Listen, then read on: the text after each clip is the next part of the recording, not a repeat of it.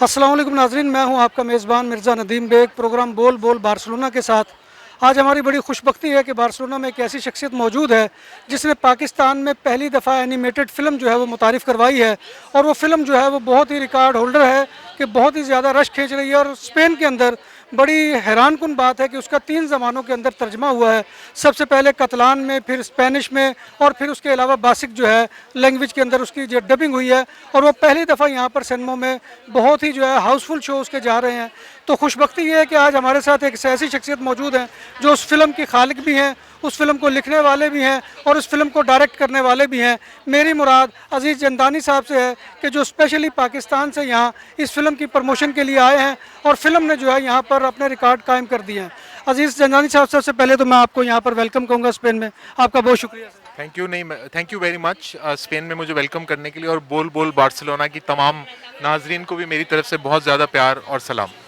बहुत शुक्रिया। मैं आपसे सर ये पूछना चाहूँगा कि ये चूँकि आपकी जो डोंकी राजा फिल्म है, ये पहली एनिमेटेड फिल्म है, आपको ये कैसे आइडिया आया कि आप इसके ऊपर काम करें?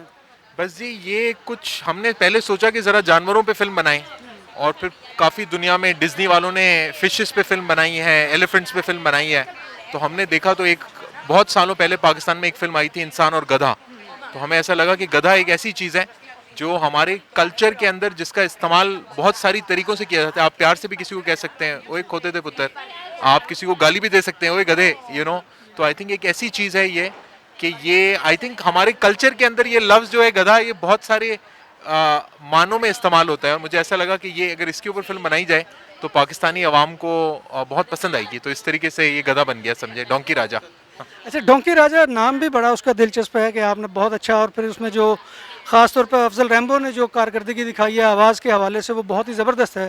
तो क्या समझते हैं कि ये फ़िल्म जो है, ये आप समझते हैं कि आपने वो जो एक ख्वाब देखा था इसकी कामयाबी का, वो पूरा हुआ या उससे बढ़ के हुआ? नहीं जी, मेरे तमाम तर ख्वाबों से भी ज़्यादा ऊपर ये फिल्म गई है। मैंने तो इसको शौकिया तौर पे एक फ़िल्म स्टार्ट की थी। मैंने और मेरे एनिमेशन डायरेक्टर हैं ज़ीशान करीमी साहब, हमने शौकिया एक होम वीडियो प्रोजेक्ट स्टार्ट किया था।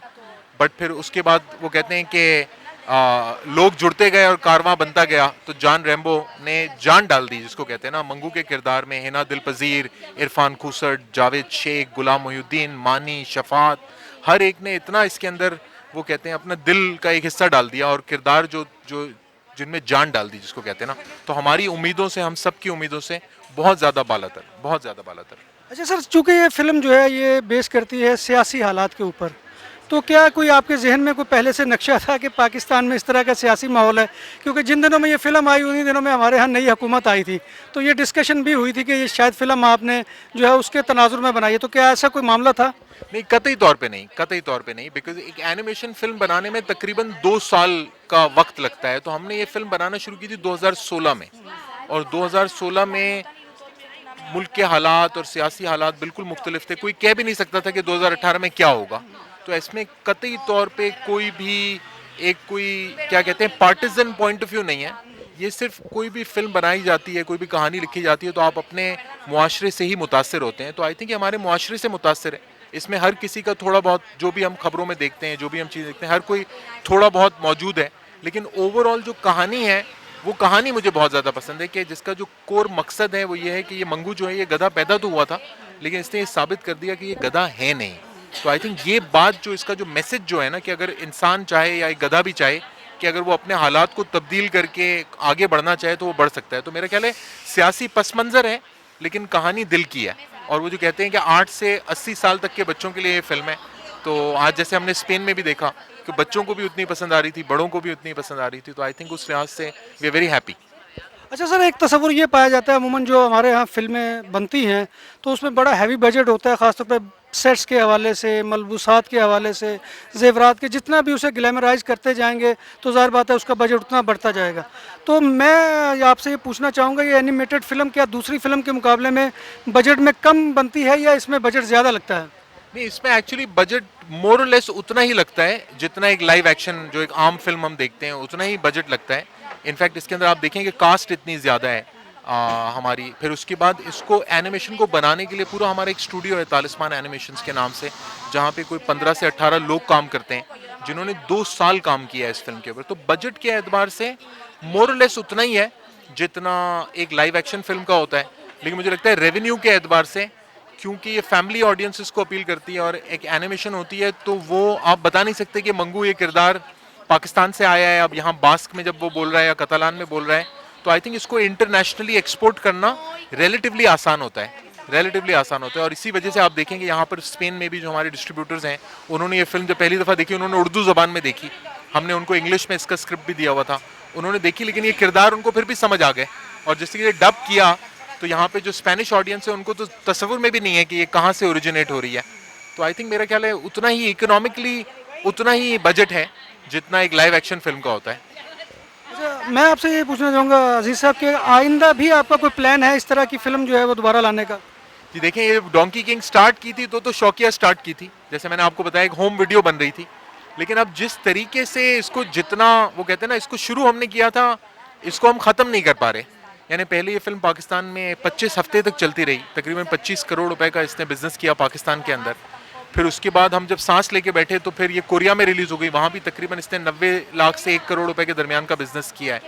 फिर अब ये स्पेन में 1 नहीं 2 नहीं 3 ज़बानों में आ गई हैं। तो मेरा ख्याल है कि पहले तो इस फिल्म को मज़ीद मेरा ख्याल है और मुल्कों में ले जाने का इरादा है, और उसके बाद जिस तरीके से ये चल रहा है, पहले तो कहते हुए डर लगता था, लेकिन अब मुझे लगता है कि डोंकी किंग 2 बननी चाहिए मेरा ख्याल है। यानी कोई कहानी नहीं है, कोई तस्वुर नहीं है, लेकिन अब आई थिंक जितना हर जगह पे ग्लोबली इसको जितना प्यार मिल रहा है, मुझे लग रहा है कि डोंकी किंग 2 हमें लिखनी चाहिए अब।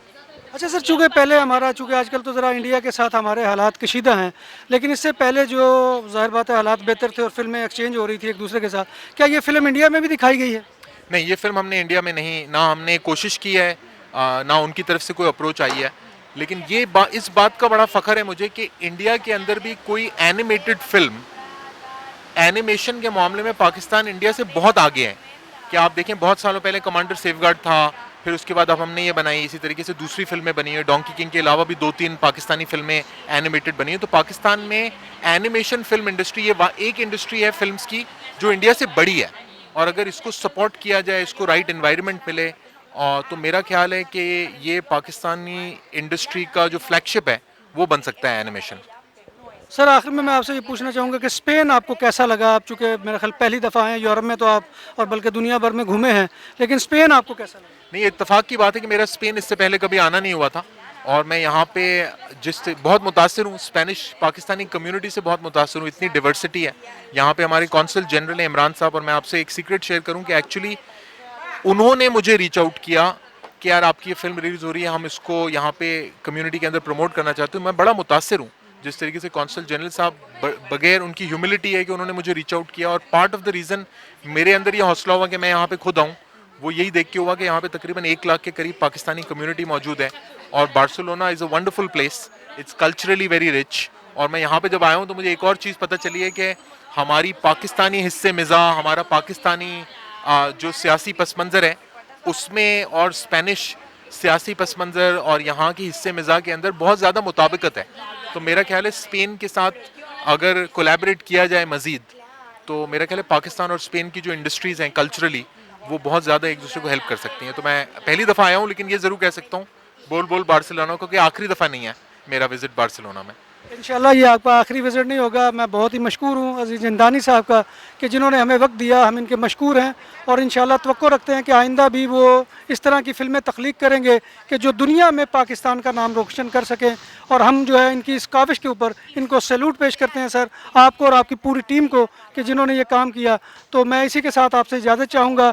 आपका बहुत शुक्रिया। इंशाल्लाह फिर नए प्रोग्राम में नए शख्सियत के साथ मुलाकात होगी। तब तक अपने मेज़बान मिर्ज़ा नदीम बेग को इजाज़त दीजिए।